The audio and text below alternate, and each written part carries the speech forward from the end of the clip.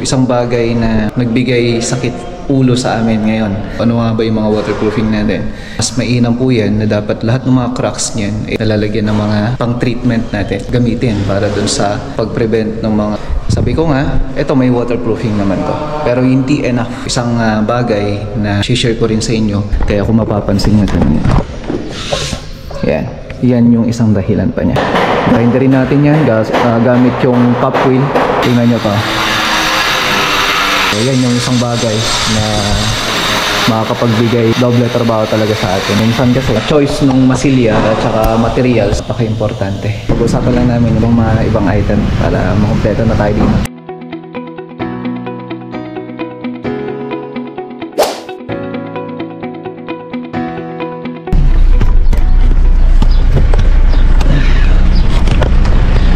Magandang araw. Wakal Solano. Ayun, tapos na yung ceiling niya dun sa taas, no? So ito na, at naayos na natin yung dati ay may problema, no? So ito yung mga nauna nating nadatnan dati, yung ceiling na yan. Pero syempre, naayos na natin. Natamaan yan ng bagyo. Matagal na yan.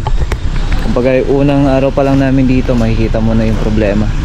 Pero sa ngayon nga, ginawa na natin ng solusyon. Ang isa pa dito, ito cladding na to. Tiles na ho siya.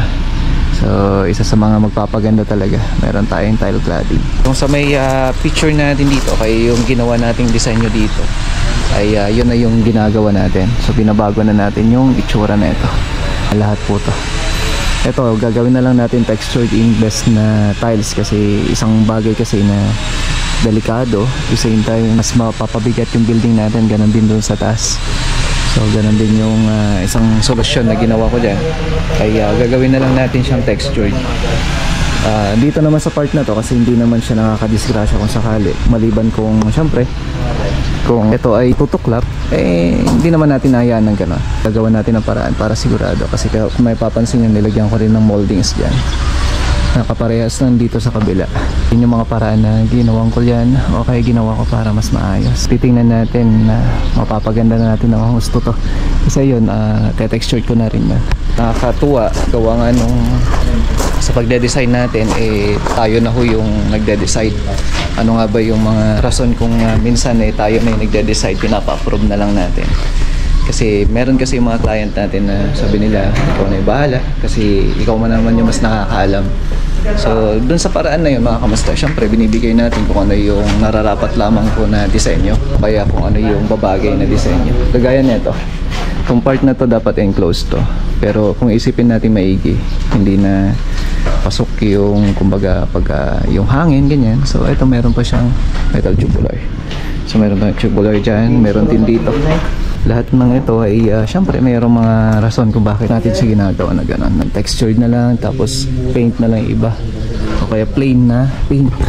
So yun yung mga paraan na ginagawa natin. Halos sa mga painter natin yun nandito. Maayos lahat. Dito sa loob, nagre-retouch na rin ho kami. Okay. So may mga konting retouches lang kami dito. Nung hindi pa pipinturahan kasi yung labas, ang dami mga tumataan. Kaya ang pinakamainam sa paraan ng pagpipintura mga kamasta, mas maganda i-treat nyo ng kahit waterproofing yung outer paint natin kasi importante po yun. Dapat masecure muna natin yung labas bago natin gagalawin dito sa loob. Kasi ang nangyayari dito, nagiging back job po yan. Tingnan natin kung ano nangyayari dito. Medyo masakit sa ulo, pero sabi ko nga, under warranty pa rin naman to. Isa pa kasi, mga kamusta, syempre hindi kasi tayo yung nang gumawa nung primary niya o kaya yung pinaka masilya niya nung una. Isa dito kasi, meron siyang waterproofing sa likod pero hindi siya nalagyan ng buo. May mga crack, ganyan. So yan, pinasok niya dito. Pumunta rito, nagpaganyan. Ang isa pa dito ay sabi ko nga mga kamusta, yung choice ng masilya nung nauna. Kasi ito, wala namang problema to eh. Yun nga lang, nagkaroon lang ng problema gawa nga nung na-expose sa tubig. Kasi titingnan nyo to. Ayan, okay dito lahat. Ganon din dito. Ayan, natamaan din to. Kasi nga, nung bumagyo, ayan, natamaan niya pati baseboard. Kumbaga yung tubig talaga as in, pati itong laminated floor nito, nagalaw eh. kailangan namin ulitin. Yan yung dating ng isa sa mga problema kasi talaga tubig. Lalo na kapag ka nahuli talaga na pinturahan yung labas. Isang bagay na syempre naayusin natin. Hindi naman po porke natapos na yan, hayaan na lang natin. Ang isang tip ko na lang sa inyo mga kamusta, pagdating sa pagpipintura o kaya pagpapapintura ng bahay, kasi marami pa rin yung may gusto na nauuna yung loob, mahuli na yung labas. So kung sakali na mahuhuli yung labas mga kamusta, napaka the best niyan, ipatreat nyo muna ng waterproofing. Ano nga ba yung mga waterproofing natin? It's either Boysen o kaya naman Davies. Mas mainam po yan na dapat lahat ng mga cracks niyan ay nalalagyan ng mga pang-treatment natin. Kagaya ng mga epoxy all-purpose. So bago natin siya lagyan ng waterproofing. O kaya naman mesh tape o yung ating tinatawag din na gasa o kaya naman yung ating fiber mesh. O pwede yung mga yon mga kamusta, no? Pwede nyo gamitin para dun sa pag-prevent ng mga pwedeng pagpasok ng tubig sa loob ng bahay ninyo bago kayo magpapintura. Sabi ko nga, eto may waterproofing naman to.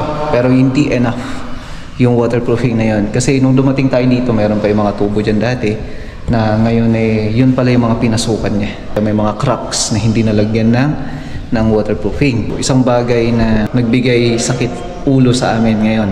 No? So nagkaroon kami ng back job. Ngayon, hindi man po kami yung unang gumawa dito, pero syempre tayo yung last na gagawa. Isang bagay na share ko rin sa inyo na dapat talaga mga kamusta, mas mainam na tayo yung una sa lahat. Kasi alam na natin kung ano yung preparation na ginawa, ano yung mga materials na ginawa. Yun kasi yung minsan ay nagiging problema rin natin. Yung mga materials ng mga nauna. Meron kasi mga materials na hindi compatible o kaya hindi nahaangkop dun sa mga application na ginagawa o kaya yung proseso kasi minsan yung proseso kasi napaka-importante yan Pagka yung proseso kasi natin, yun yung talaga sinusunod natin in the first place, magiging okay yung outcome ng trabaho. Sa ngayon, gagawin na lang natin to. Kaya kung mapapansin nyo dun yan. Yan yung isang dahilan pa niya. Yung masilya na ginamit dito. Nung nag-coat kasi tayo dito, ay syempre may mga masilya na. Ang mga granite na lang namin ay yung mga bukol, may mga portion na lubog-lubog. Ay yun na lang yung mga hinabol namin. Yun nga lang. Ito, napansin ko hindi siya nag-primer. Pero sabi ko nga, yan ay isang uri kasi ng skin coat na minsan ay hindi naangkop lalo niya sa may part niya. Pwede siguro kung sa may mga rooms, wag lang sa mga na-expose sa tubig. Yan yung mga ginagawa natin ngayon mga kamusta. Papansin nyo meron siyang waterproofing. Huli nga to, yung labas. Ayan, waterproofing po yan. So ngayon, ginagawa naman na natin lahat to. Kaya okay na. So, abangan nyo na lang to mga kamusta. Sabi ko nga, pagka nagre-repaint kami, talagang tinatanggal namin yung unang masilya para makasiguro tayo. Tingnan nyo to. Kakalas. Sumasama pati masilya. Minsan kumakalas din yung pintura na diretso. Gawin natin dito. I-grind natin to ng buo. Kasi oras na iniwan mo pa rin yung masilya na yan, hindi natin alam kung ano yung masilya na ginamit dito nung una. Tapos di natin alam kung primeran nila to. Kasi sa tingin ko hindi talaga siya ma-primeran. Yan yung isang bagay na makakapagbigay doble trabaho talaga sa atin. Minsan kasi choice ng masilya at saka materials napaka-importante. Kaya nga mas pinapaintindi ko pa ho na mas maganda na gamitin natin yung talagang may pangalan na. Mamit kayo ng Davies o kaya Boysen na po pwede nyong gamitin. Magkaroon kayo ng option doon. So isang bagay na makasiguro kayo mga kamusta. Grinderin natin yan gamit yung cup wheel. Tapos tatanggalin natin tong masilya na to. So ngayon, dahil i-repaint na natin yan, katapos lang mag-grinder, primeran natin ng Cretex primer. Tapos yung ready mix na po siya na masilya, masonry putty yung gagamitin natin para makakasiguro tayo. Masonry putty, tapos meron siyang patching compound. Ayan, so yun yung gamit ng Cretex primer B1705. So yan po yung code. Yan po yung pinang-primer natin para makasigurong kapit na kapit yung masilya at saka pintura. Outdoor man o kaya indoor, napakainam po niya. Abangan nyo na lang yan. Pupunta tayo dun sa pwesto ngayon at meron tayong supplier na pupunta. Mimit lang natin sila. So tara.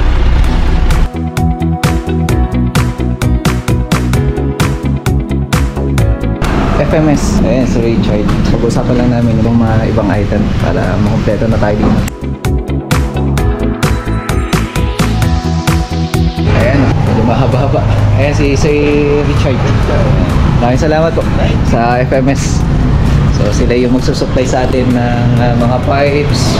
Siyempre, kinuha natin yung mga magagandang uri ng mga pipes. Lalo na sa mga PPR at saka PPC. Then, mga Omni brand. Abangan nyo yan. Marami pa tayong mamimit ng mga supplier na kinontak natin. So, yun pa yung pakakaabangan nyo. Maraming salamat sa Panginoon. Maraming salamat sa kasama nyo sa akin. At kita-kita tayo sa susunod na vlog. Ingat po kayo lahat. God bless everyone. Bye!